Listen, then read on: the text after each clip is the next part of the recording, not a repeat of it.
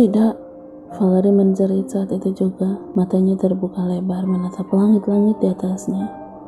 Valerie? Valerie, kau sudah sadar? Peter yang sejak tadi duduk menunggui istrinya pun segera memeluk Valerie. Tidak ada respon dari Valerie. Dia hanya menatap Jupiter tanpa mengatakan sesuatu. Tampaknya gadis itu bingung dan ketakutan, dan hanya bisa melotot dengan dada yang berdebar tidak karuan. Jupiter merasa hatinya bagaikan diremas, mendapati istri yang terbangun tetapi tidak memberikan respon. Sayang, ini suamimu. Kumohon berikan aku sepatah kata, Valerie. Peter memeluk Valerie yang masih diam seperti sepotong kayu. Begitu menderitanya gadis ini sampai berakhir mengenaskan.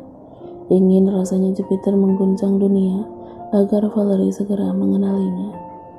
Dia terus memeluk Valerie, mengatakan sangat banyak kata cinta dan penyesalan. Sayang, aku di sini. Lihat, suami bodohmu ini ada di sisimu. Tolong, tatap wajahku, katanya, dan tangis pun tidak terelakkan lagi dari bibirnya. Bibir Valerie bergerak perlahan, matanya menatap Jupiter tidak percaya, dan suara pun terdengar keluar dari sana. Peter, benarkah ini kau? Aku tidak mati kan? Lirih suara itu terdengar. Iya, Jupiter, aku suamimu yang bodoh. Kau masih hidup dan selamanya akan hidup di sisiku. Tangisan keduanya pun pecah. Valerie yang kebingungan sudah kembali dari alam bawah sadarnya. Gadis itu memeluk Jupiter meluapkan seluruh kesakitan dan kesedihannya. Aku mencintaimu, Peter. Aku tidak ingin pergi dengannya. Kumohon, jangan berikan aku kepada siapapun. Tidak, itu tidak akan pernah terjadi. Selamanya kau akan menjadi milikku. Tidak ada yang bisa mengambilmu. Pasangan suami istri yang sempat terpisah itu pun akhirnya kembali bersama. Jupiter bersumpah tidak akan pernah abai sehingga Valerie menghilang lagi. Selamanya mereka akan hidup bersama tanpa gangguan dari orang-orang jahat. Tamat. Ekstravag. Aku mencintaimu. Jupiter memberikan kecupan di bibirnya istrinya, memeluk wanita berambut panjang itu. Dia tatap mata indah Valerie, mata yang baginya adalah lautan yang mampu menenggelamkan. Mata itu bagaikan samudera, membuat Jupiter ingin terus berlama-lama tenggelam di sana. Aku lebih mencintaimu, suamiku, tapi cepatlah ambil bekalnya. Anak-anak pasti ingin memakan sesuatu. Dia mendorong dada Jupiter menjauh, mengingatkan suaminya akan pekerjaan yang belum dilaksanakan. Oh, aku hampir lupa. Wajahmu begitu indah sampai membuatku melupakan segalanya, puji Jupiter. Sejak berapa tahun mereka menikah, laki-laki di depannya itu memang sangat senang menggoda dan menggombal. Dia sudah paham tabiat Jupiter, tetapi entah kenapa wajahnya selalu bersemu. Dasar tukang gombal. Tidak, aku tidak begitu. Aku sangat menyukai wajah istriku dan itu tidak berbohong, ucapnya. Peter memang jujur, hanya Valerie lah yang terlalu malu mendapat pujian setiap saat. Dia memeluk laki-laki itu dan menatap mata Jupiter sekarang. Apa yang membuatmu begitu menyukai wajahku? Ini wajah pasaran banyak di luar sana. Apa? Hei Vale, jangan bilang seperti itu. Wajahmu adalah yang terindah. Tidak akan ada yang bisa menyamainya. Tidak sama sekali. Bagaimana dengan Megan? Goda Valerie memainkan pucuk hidung Jupiter. Dia jauh kalah. Jangan membahasnya lagi, atau aku akan memasukimu di sini. Jangan menggoda aku, di sini anak-anakmu akan melihat kita. Kenapa? Mereka sibuk bermain, tidak akan ada yang tahu kita bercinta di dalam hamparan bunga ini. Peter menurunkan kancing gaun Valerie, membuat punggung wanita itu terlihat sempurna.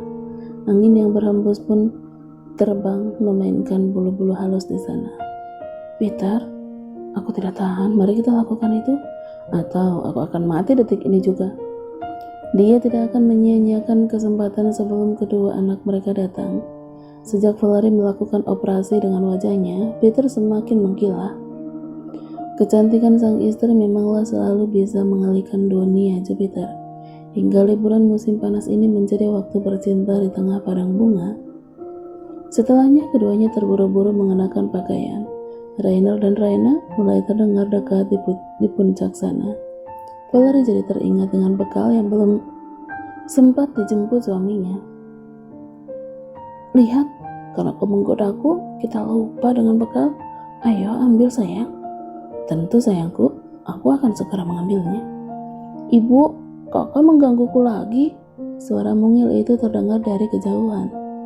Raina berlari di atas hamparan bunga daisy yang mekar berwarna kuning.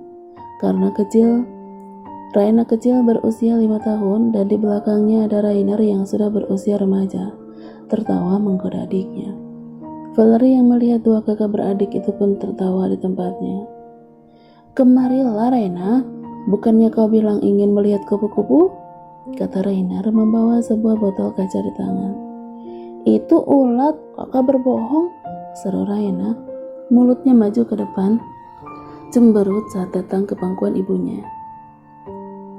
Ibu, Kak Rainer ingin memberiku ulat, itu menjijikan. Ini kupu-kupu, dia hanya masih kecil, bukan begitu ibu? Rainer ikut duduk di sebelah Valerie. Tapi aku ingin kupu-kupu yang terbang, bukan seperti itu. Apa yang kalian ributkan? Sudah, Rainer, jangan menggoda adikmu. Jupiter datang dengan keranjang bekal di tangannya dan menyerahkannya kepada Valerie. Kalian lapar kan? Tentu.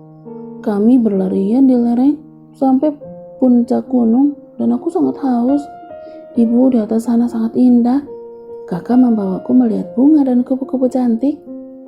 Raina menyahuti ucapan ibunya, lalu meraih kaleng soft drink dari tangan kakaknya. Kakak, aku ingin punyamu. Rainer memang suka menggoda adiknya, tetapi dia tetaplah kakak yang sangat mencintai adiknya. Tidak pernah Rainer keberatan memberikan miliknya kepada gadis kecil itu.